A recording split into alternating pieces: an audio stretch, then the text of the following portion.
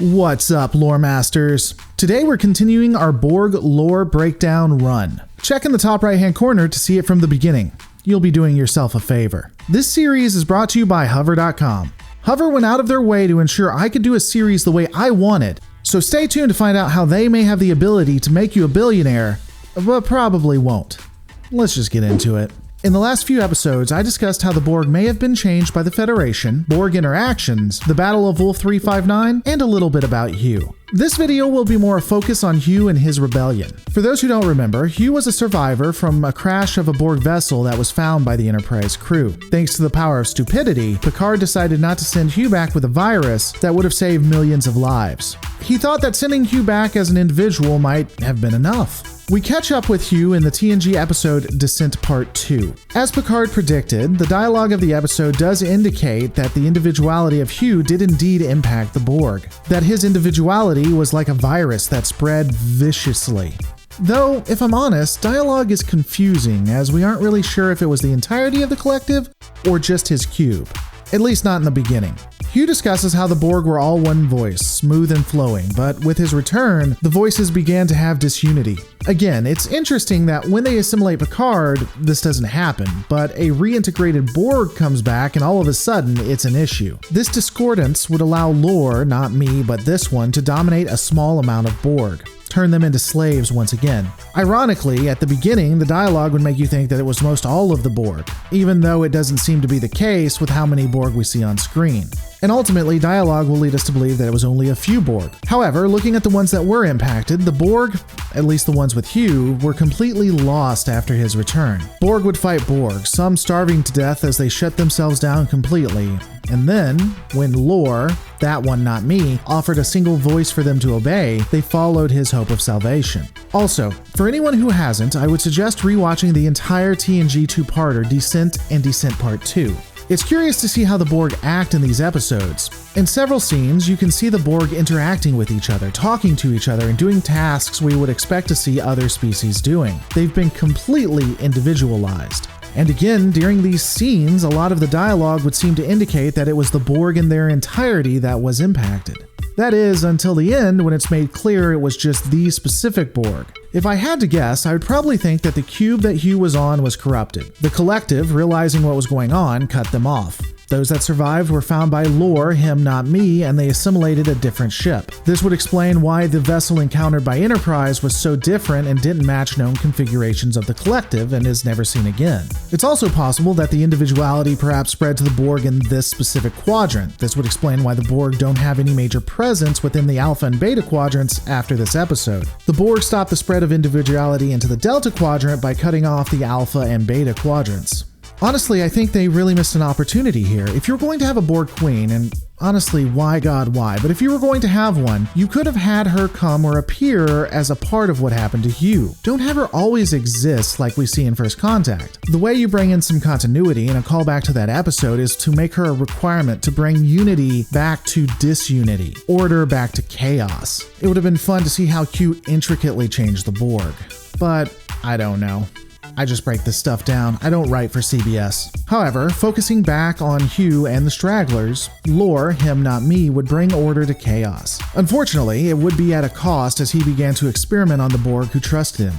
Hugh and many of the others would ultimately rebel and break free of Lore's machinations. In doing so, they would also help the USS Enterprise D in liberating their captured crew. After we see the Enterprise D leaving, there is no alpha canon on what occurred to Hugh and his Borg. Though, I can already hear the typing for those who have played Star Trek Online or have read several book explanations as I speak. Again, it's never really been addressed, but some of the popular beta canon includes Hugh and company joining the cooperative in the Delta Quadrant, and other lore has him even forming his own nation and helping to heal those who are terminally ill, turning them into independent Borg if they wanted to, and waging a war against the collective. All interesting ways for them to go that I would love to see in Alpha Canon. But again, from an alpha canon perspective, what I find curious is that Starfleet didn't take advantage of this monumental opportunity. You have an independent Borg that can't go back to the collective and need help. You're telling me that Starfleet wouldn't reach out in hopes of learning about Borg technology and trade for helping these new people become a nation.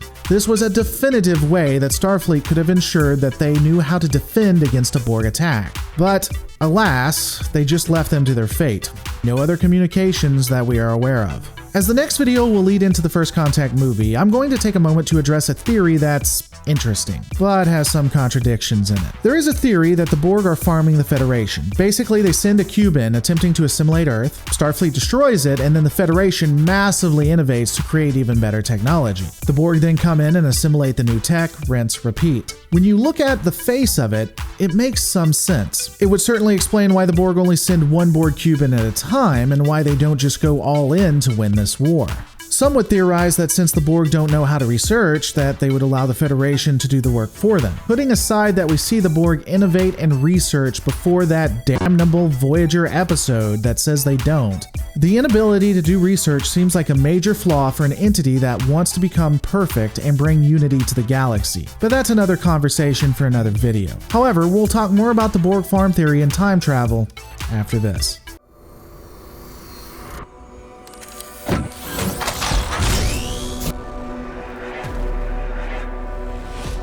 Hey, are you tired of ads? Then fully fund my Patreon, you cheap fuck. Hey guys, I want to give a special shout out to Hover.com. Hover offered to help fully fund a series where I don't have to worry about the YouTube algorithm. Because of them, I'm able to make stuff you guys enjoy in a time frame that makes me comfortable. Hover.com is a domain registrar that doesn't try to get you with flashy gimmicks that could result in a murder-suicide when you don't know how to use the software of the other companies.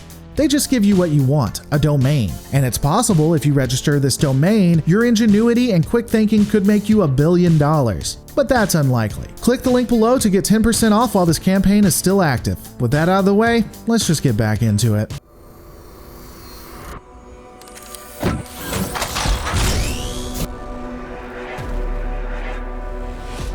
So as I was saying, the theory that the Borg send in ships to make the Federation freak out and create a better technology is interesting, but faulty. If it were true, what's being done with the Federation is never observed with other species.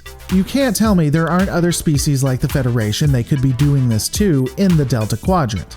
Now you could say that we don't see the whole of the Borg, and that's fair enough, but by that logic, we also don't see the Borg Queen riding a unicorn as she conquers Middle Earth only to be stopped by Gowron.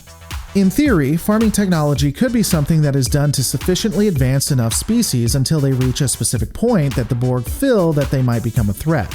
I think this is folly, and the Borg would notice it, as it does give the species a chance to evolve to a point they can defeat the Borg. But again, it's possible. Another hole in the series is when you consider time travel in First Contact. The Borg utilized time travel to go back in time and assimilate Earth, changing the whole of history. The only counter to this is basically a paradox.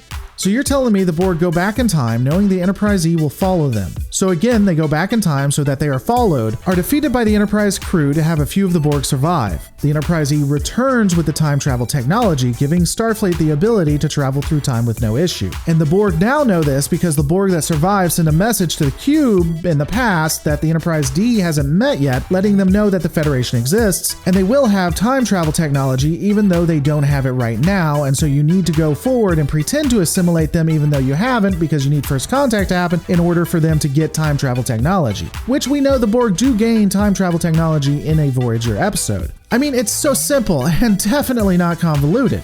Ultimately, as stated, I don't think the Borg farming theory holds weight. I additionally think we had a missed opportunity with Hugh and his Borg. But those are my thoughts. What are yours? Let me know in the comments below. And as always guys, remember, all our lives are a story. Make yours a good one.